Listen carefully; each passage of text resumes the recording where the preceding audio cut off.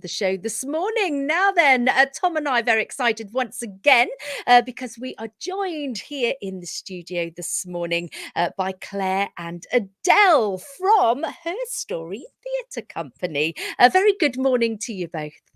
Good morning to you too. Good morning. Hello, Gina. Hello, Tom.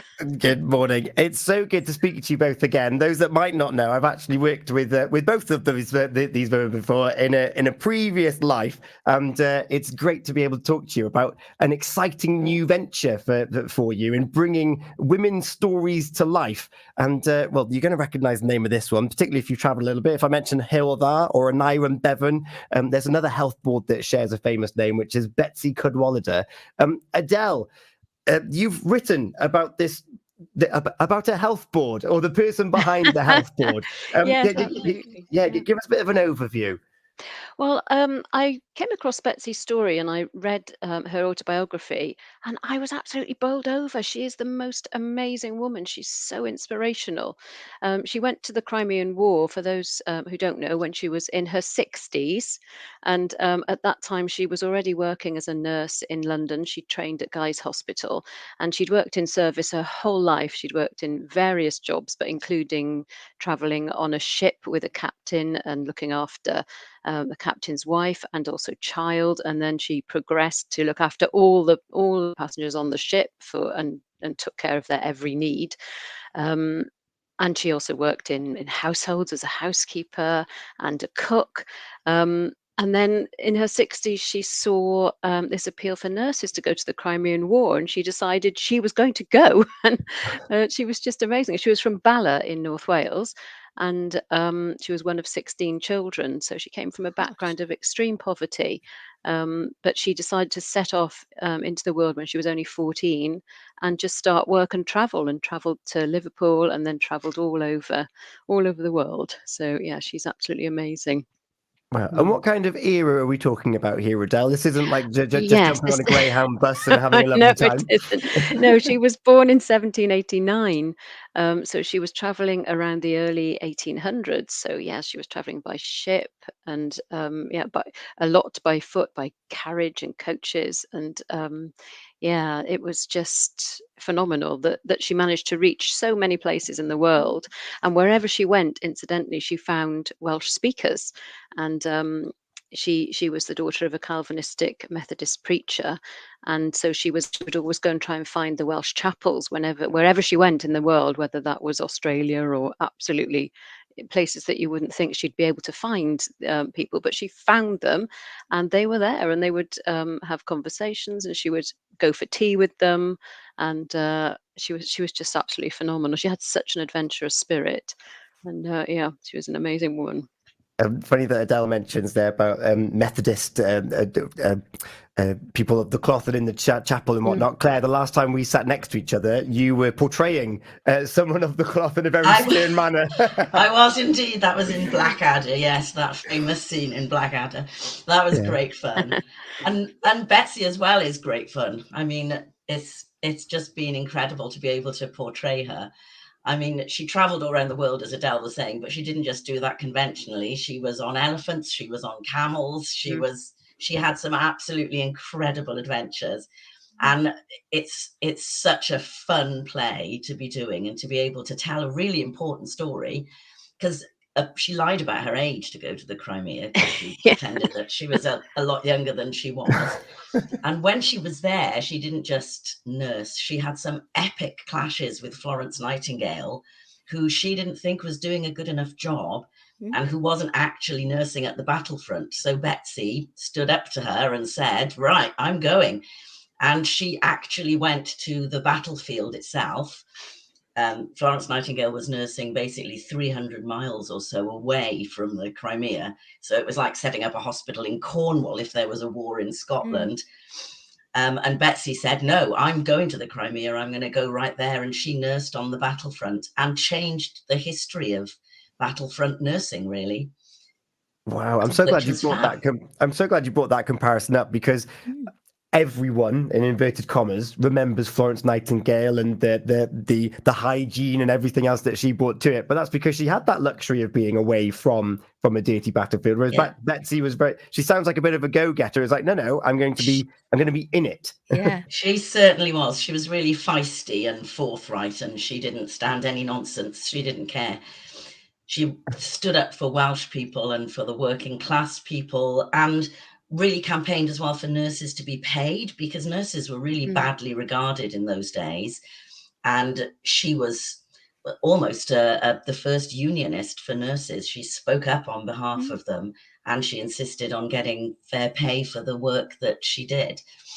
Yeah, I'm probably going to say this wrong, and I look at Gina whenever I think of this. But is there something like a phrase that good girls never change the world, or something along those lines? And it's true that there's a history of women that have gone on and changed the world, but then their stories get buried a little bit. And Adele, you've set this theatre company up to help highlight the stories of very influential women and Welsh women. Yeah, and absolutely, that's what we want to do. That's our aim. And we thought we'd start with Betsi because it did seem like her story was buried, because I hadn't really heard of her and her work before, but of course I had heard of Florence Nightingale. And I thought, why is this? I was quite puzzled. So when I started really looking into it and reading all the biographies, I realized that it was, partly perhaps due to this clash, that in Betsi's lifetime, she only lived for a few years after after she'd been to the Crimea, and her book had like no reception and no recognition, and she in her lifetime had no recognition for the work that she'd done over there. They gave her a 1-year pension, and that was it. And when it ran out, she literally tragically died in poverty, and her work wasn't acknowledged at all. So I thought this was wrong, and I just wanted to bring her name back with this play. I wanted people to know what she's done and to tell her full story. So that's our aim, as a company. We're absolutely delighted to be able to share it. And you're bringing it to audiences all over Wales, and including here in Haverfordwest, where you're bringing it to the Merlin Theatre. We are, we're absolutely delighted that the Merlin are having us on the 20th of June, which is next Thursday. It's fantastic to bring it down there. We'd like to tour it all over the place, and we just want as many people as possible to know about Betsi's story. So it's fantastic. We're really looking forward to coming down there. Yeah, definitely. Gina. Yeah, well, I'm thinking, we've all heard Betsi Cadwaladr. We've all heard that name, but I never knew that there was such an inspirational lady behind all of this. And it does sound a magnificent story as well. So definitely worth coming to the Merlin to hear all about the story. Yeah, Adele, if people want to get tickets to go along to that next week tomorrow, how can they go about getting tickets? And where can they find more information in general? Okay, well, if they'd like to come onto our website, that would be fantastic, which is herstorytheatrecompany.co.uk. Then you can book the tickets on there. It opens at 7:30 on Thursday, and the show lasts approximately 2 hours with an interval. So and it's a lively story. We promise lots of fun, and we've had great reception from our South Wales audiences so far. So and you can also get tickets on the door. Oh yes, you can get tickets on the door as well. Yes, amazing. Yeah. And then Claire, just back to you. You're playing this character, as we now know, for 2 hours of the interval. What's one of the highlight moments for you, or two of them? Because it's usually a contrast highlight, I've noticed, whenever I go on stage. I like that bit, but I like that bit as well. I love the fact, one of the exciting things is when she talks about all the men who proposed to her. One of whom was from Solva, actually. And yes, Captain he Harris tragically died before she was able to marry him. But when she goes through all the tales of the proposals and the hundreds of people in Australia who proposed to her, and she was fighting them off, it was very funny. I love that. And I love the quietness at the end when people realize how influential she was, and how sad it was that she died, but how amazing that her life and work still lives on. And that, we're able to bring it to people, and to hear the warmth from the audience. That's been a real highlight as well, to hear how much people have enjoyed it. People who would normally go to the theatre that's been absolutely fantastic. And we're really, really thrilled to be bringing it to the Merlin Theatre. Oh my goodness, I can't wait. And then any exclusives for us? Adele, who are you writing about next? Oh, I don't know yet. We've got many in the pipeline that we've got to talk about as a company and decide which which one we want to pick. Yeah, definitely. Amazing. Oh, and I forgot to mention that there's a discount for NHS workers on our tickets as well, because we really wanted to. We really want lots of nurses and doctors and NHS workers to come and see the play. Yeah, so yeah. Oh, fantastic. And for those that want to get tickets, remind us one more time, where can they get them from, Adele? Yeah, so the website is www.herstorytheatrecompany.co.uk.